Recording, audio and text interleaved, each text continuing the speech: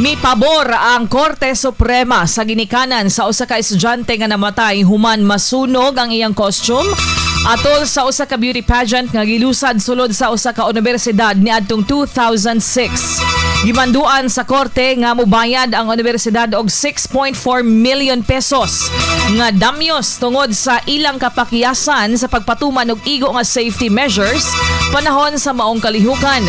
Ang biktima gilang si alias Che nga nakaangkon og grabeng paso sa lawas ug namatay sa ospital. Sumala sa desisyon sa Korte Suprema nga gisulat ni Senior Associate Justice Marvic Leonon, nakita sa Supreme Court of the Philippines nga dunay pagpasagad ang universidad ug mga opisyal niini sa pagkamatay sa estudyante atol sa usa ka pageant ni nasunog ang iyang costume gama sa light materials tungod sa kandila sa entablado.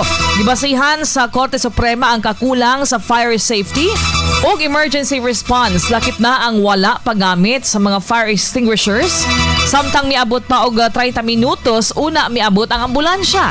Wasab gidawat sa korte ang depensa nga unauthorized activity lamang ang maong kalihukan o giingong responsable gihapon ang universidad. Gumikan opisyal nga student organization ang Guild of English Students. RMN News.